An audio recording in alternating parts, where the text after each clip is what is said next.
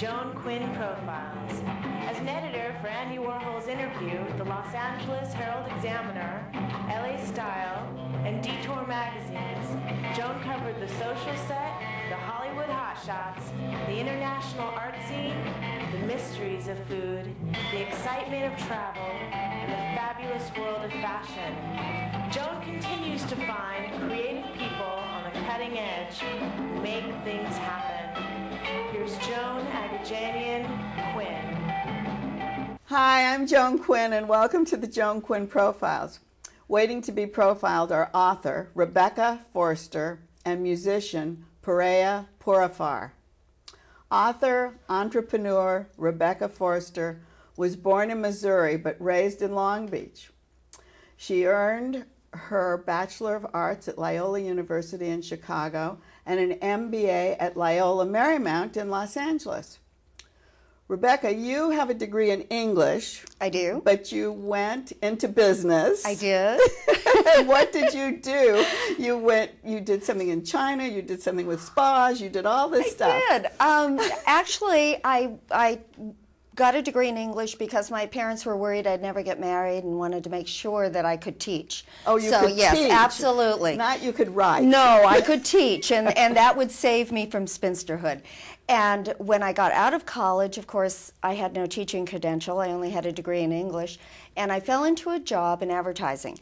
And that's how had a wonderful 14 years in advertising. That long? I did. So you had to come up with a lot of ideas, though, right? Well, creative ideas. Creative in a sense. I was on the business end of advertising. Oh, so my creativity was in the marketing plans I wrote. I always had to convince my clients that it was worth spending the money I asked them to spend.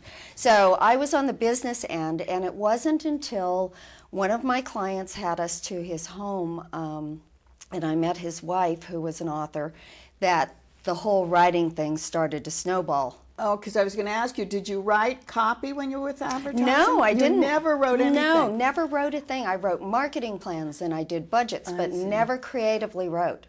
So you didn't get to use your English, really? No, not Not really, not in the way you were thinking. Yeah, no. Exactly. But here we are, and you said it came about because a friend was over. Tell us what that well, my novelist situation came into the picture. My friend, actually, I was working on an account whose CEO was married to Danielle Steele. John Traina. You know John Traina? I went on one of John's cruises and did a lecture. Oh my gosh! I love John Traina. What a small world. John Traina is so incredibly charming. I know. I mean, why would I go on and do a lecture? Of course, he could charm anyone into doing anything for him. So don't tell me he told you to write a book. No, he did not. But when I met his wife, I am embarrassed to say I didn't know who she was. Danielle Steele. I did not know who Danielle Steele was, and when I found out, I made that statement that I think 100,000 people make all the time, which is, I can do that. Exactly. I can do it, sure. Why not? They say it about painters, right? Absolutely. Anybody can do it. Well, sadly, my friend also worked at the same agency, and she said, I dare you. But she took it one step further, and she told everyone in the agency, all 3 floors of people, that I was going to write a book. So, and this is in the advertising agency? This is in the advertising agency. So, what was the name of that? Oh my gosh, that's a long time. That's 25 years ago. 25 books later. Yes, I now have forgotten everything about advertising, and everything is about novels. But that's amazing because you write a lot. I mean, 25 novels. I do write a lot. And she writes a lot. She does. She's incredibly prolific. And I have to say, though, I think we approached it a little differently. Actually, Danielle was also in advertising, I understand. She was a copywriter, though, for a very brief period of time. Yeah. Well, but did John see it in you? No, not at all. John didn't even know I was doing this, nor did he understand the inspiration for it. And so I took the dare seriously, and I said, okay, let's give it a whirl. But I approached it quite differently than most people do. I used my marketing background and studied the marketplace for it before, as opposed to coming from a creative bent. So you were writing for a particular sector. I was writing for a particular market because it was a simple one to move, not simple, I shouldn't say that. It was freer to get into. You didn't need an agent. So that's a very interesting point, because everyone comes from the artistic They thing, do. and then you have to find, I mean, the agent has to find a niche for you. And I did just the opposite, because in my mind this was like creating a product much like Pepsi. So what did you create? Heroine? No, I identified the market that I could approach most easily was the romance market. Now, I had never written a romance novel nor read one. So I wrote a romance novel and assumed, I wrote the first 3 chapters, sent it in, and assumed it would be rejected. And that would make me save face at the agency. And you had written it, right. Exactly. I'd done it, I'd tried, I did the dare. And to my surprise, it was purchased. I was stunned. But I think a lot of it had to do with I was an avid reader. So I understood how a novel was put together. So you didn't go to workshops? Or? No, I didn't. This is bizarre, because everyone who goes is successful goes to workshops. No, I'm a deconstructionist. You give me something and I'll take it apart and put it back together and put my stamp on it. So that's what I did. I literally took books apart, found out where transitions were, what characterization was, wrote my own book, and lo and behold, who knew? But I was fired from romance. Because Danielle Steele was writing romance. She was doing a fine job of them. And the funny thing I was going to ask you, did you ever repeat any of the same things that were in one book from the other? No, I never did, actually. I was pretty proud of that, but I didn't stay in romance long because they told me they didn't think that was my genre because I kept killing people before they got in bed. Oh, you have to do a love scene. You're supposed to get them together, and an editor suggested I might be happier writing thrillers or mysteries, and he was right. And so then you went into that? Exactly, yeah. So I transitioned over to legal thrillers, which are I love that genre, so that's But you're not a lawyer. I am not. I am a voyeur. But you're married to a lawyer. I like to say I sleep with one. You sleep with one? Okay, well that's good for your books. He's a judge, actually, yes. Right now, but he was a lawyer. He was a lawyer, and he actually, it was very inspirational for my work because he was a federal prosecutor specializing in organized crime and terrorism. And for me... Did you use that? I used a lot of this stuff. He would never tell me about it, but we knew agents and we knew so you would FBI. Listen to their... Absolutely. No one's safe around me. But then you made a heroine. Yes, I did for this particular series, actually. Do I have the right series? Yeah, Hostile Witness was the first in the series, and it was written as a standalone book.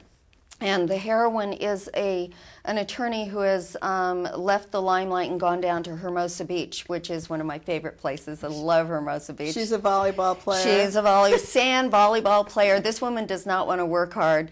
And I sold this book, and they asked that it become a series. So she became. She became, sort of a signature character, and my whole career is full of surprises. I was surprised they wanted multiples, and I'm thrilled with. I love this character. So here she is, the athletic lawyer, right? Solving crimes. Exactly. Of course, she's taking on things nobody else would take on, as all those lawyers do. I don't know if my husband ever would, but my lawyers do.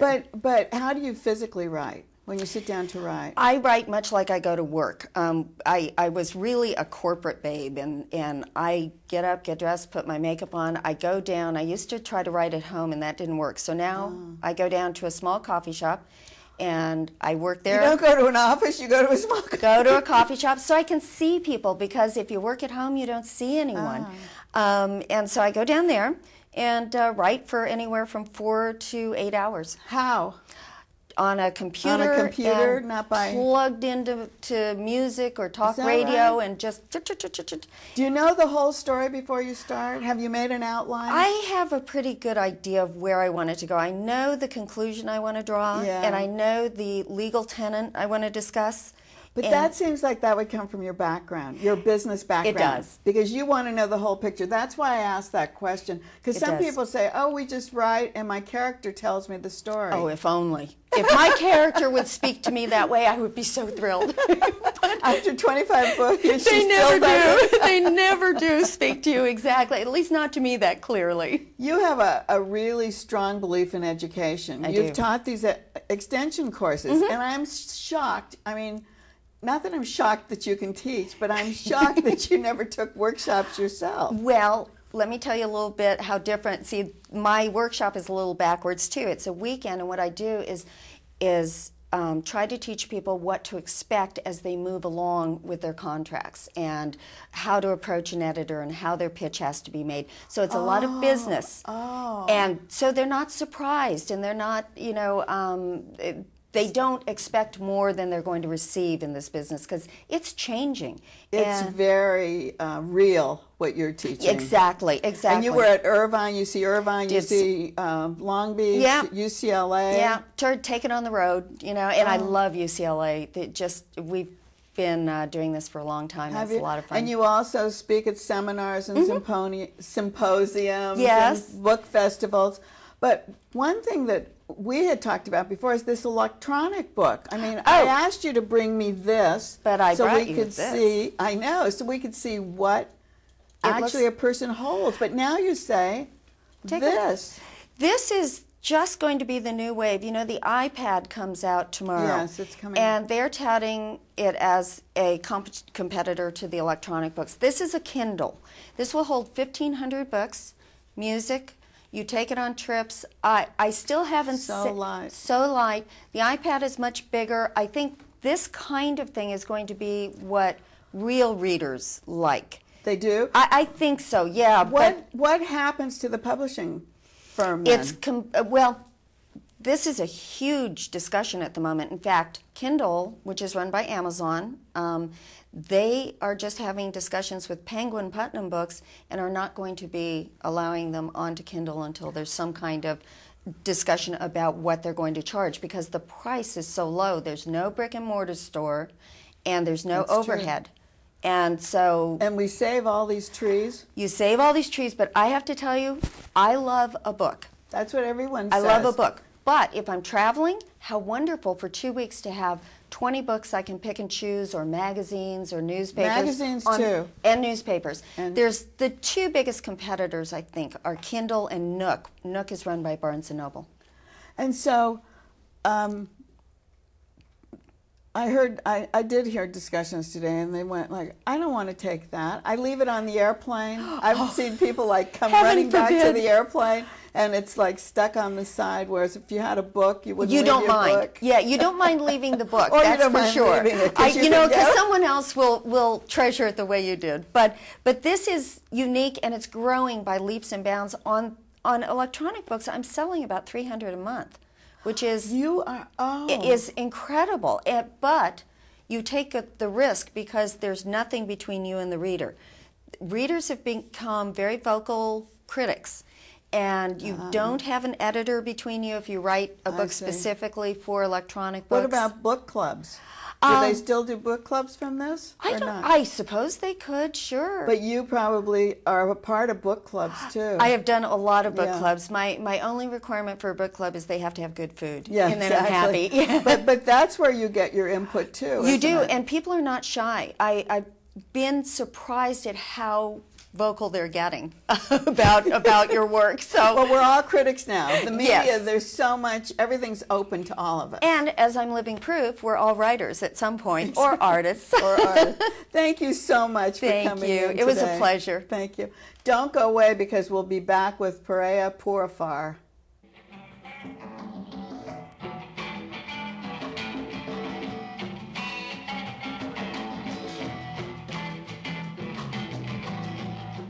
Hi, I'm Joan Quinn, and welcome back to the Joan Quinn Profiles. I'm here with award-winning musician Pirayeh Pourafar, who was born and raised in Tehran, Iran. And at the age of 9, she entered the Royal National Music Conservatory in Tehran and studied with the masters of traditional Persian music. She worked and performed at the national radio and TV studios in Iran. She's taught at prestigious music schools And then she continued her studies at the Conservatory in Madrid, where she learned Western classical music. In 1982, she came to the United States and again went on to study for an MFA at California Institute of the Arts. And was music always in your family? Were they musicians? My father played little violin, but he was a doctor. Oh, he was a doctor. Yeah. So he just had that musical quality. How did you become so involved in music at the age of 9, where you were going to this fantastic conservatory? I loved music. Since I was born, I remember that music to me was like water to fish. And so I went to conservatory, and later on I went to Spain, as you mentioned before, and to United States. When you were in the conservatory, what were you learning? Tar, sitar, tonebak, piano, and... Oh, they were all classical instruments, I yes. guess. Is that and right? Plus piano. And piano? Piano, yeah. Do you use piano in any of your compositions? Sometimes when I want to, listen to chord progression, when I do the composition, I play piano. Do you? Yeah. When you mentioned that you went to Spain, and how different were the studies in Spain, Iran, and the United States? Because you went to Cal Arts. Were you studying Western music there? Yes. Actually, in Iran also we studied harmony, counterpoint. Same thing? Same thing, but the method was different in Iran compared to Spain or United States. And how is that different? The difference is the way they teach it. They in Iran we learn the counterpoint and harmony kind of little, not as deep as in United States or Spain. You mean in depth? In depth, yeah. But the more you know about music, don't you go further in depth about learning those things or not? No, definitely. But in Iran, actually main instrument and main music was traditional Persian music. I was just going to ask, is that the difference? Because traditional music, of course, has its roots in something else, some other way. That's correct, yeah. Yeah. And you mentioned the instruments that you played in Iran. And was each one of those masters just with that instrument? Did you have to learn each instrument from just the person who knew it the best? That's correct, yeah. They didn't cross over? No. Although they were able to play many different instruments, but for instance, the tar teacher only taught tar, and the piano teacher only taught piano. Did they play together? Yeah, they did. Yes. And how many students were in the school? In my class, we were 12 students. Oh, you were? That's it, yeah. But then, and you started early. Did you take other classes? I mean, did you take your studies, history and English? Yes. Okay, in Iran... English. Did you take English? Yes, I didn't mean to say English, but you did. Yes. English was the second language in Iran. I see. Before the revolution. I see. And so since I was there before the revolution, I studied English. So you had no problems with anything about being a musician? Actually, no. Even in Iran, then, it wasn't very, very customary for female to become... It was not? No. So did you have obstacles? I haven't had anything because my father was a very intellectual guy. But most people, they have had some obstacle. Because even today, of course, any kind of music is a problem. I mean, I know there's a lot of underground music. Yeah. But you didn't have to go through any of that. No, I didn't because I left Iran in 1979. And so I haven't had any problem. Did you leave for your career? Was it a career move? Yes. I went to Spain in order to learn more about Western music, and maybe someday I go back to my country and teach music, because I knew that I need to learn more, and still that quest still is vivid in my. And do you teach now? Yes, I do. And where do you teach? I teach it in my studio. Oh, you do? Yes. And where do the students come from? All over the world. I have American student, I have Indian student, Iranian, many different nationalities. Do you just teach the tar? I teach tar and setar. Oh, because sitar is the Indian. No, setar. It isn't? Setar is a Persian instrument, has 4 strings, and is different than sitar. We call the other one sitar. Maybe it's a matter of pronunciation. I see. So the other one is an Indian one. Yeah, sitar is Indian. Well, when you said you had Indian students, I thought you were teaching the No, I sitar. teach them Persian classical music. Oh, you do? Yeah. You started an ensemble called the Nava. Yeah. And what did they play? And what was it about? Traditional. Back then, I was working only traditional Persian music. Later on, with Leon, we start changing the direction of music to more like fusion. That's the reason we start working with flamenco, with Armenian master Jivan Gasparian, or Indian master Sopan Chaduri on tabla. It's a different kind of music. We mix the Persian music with jazz, Indian, Armenian.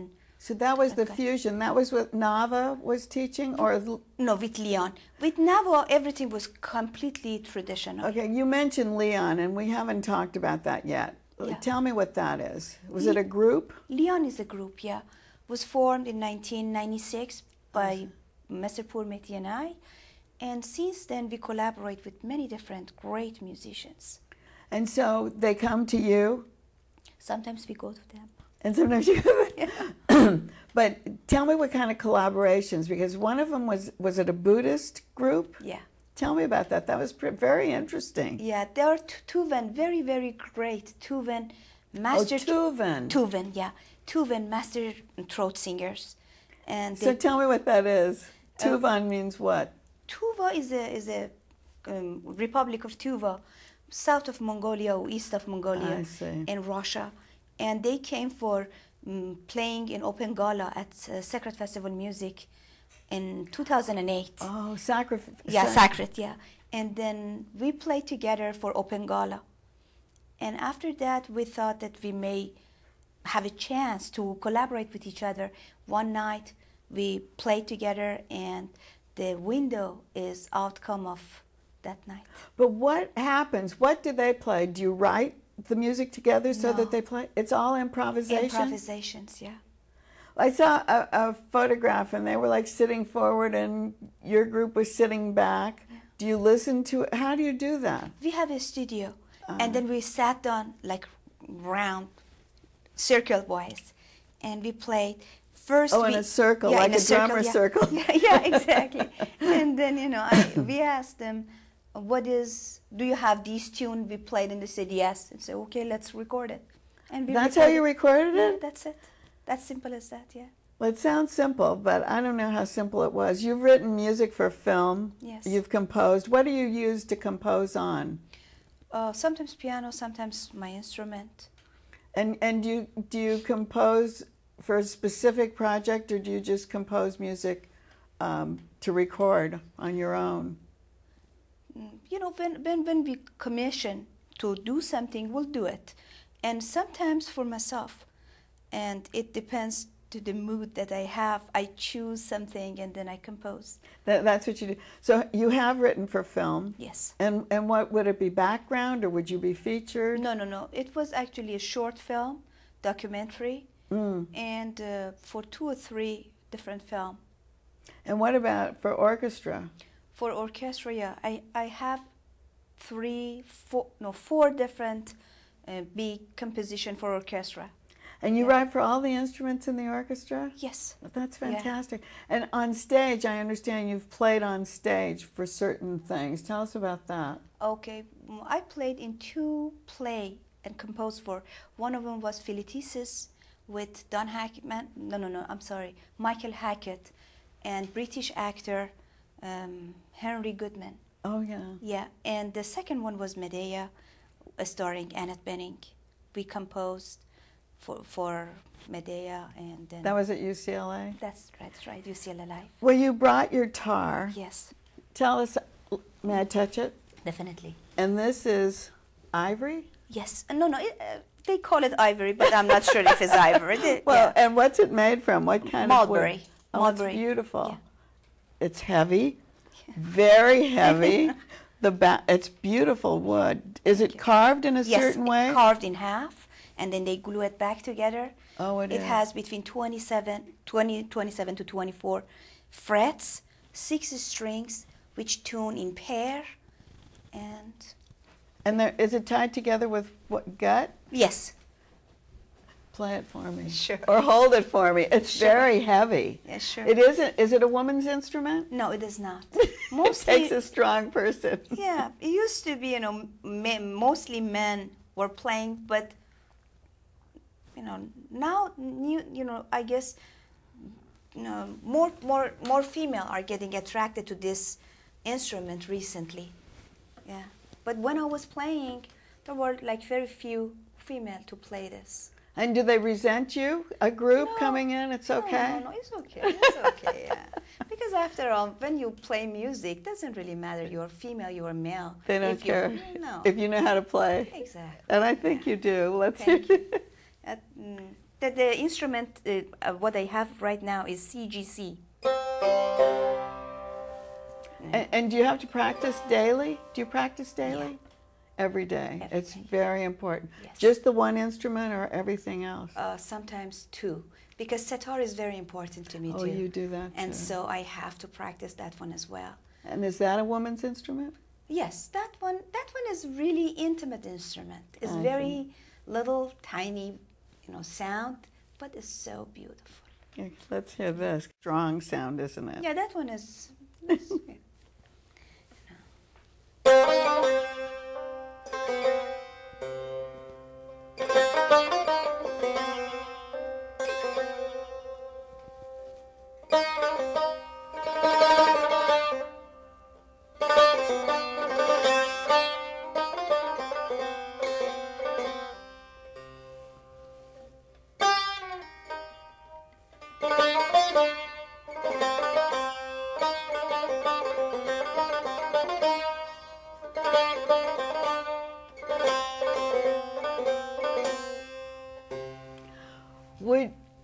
Do you have to put yourself into a mood to get this kind of, I don't know what to call it, because every time I hear this kind of music, I want to just go into like no man's land. I want to just like get myself away from everything.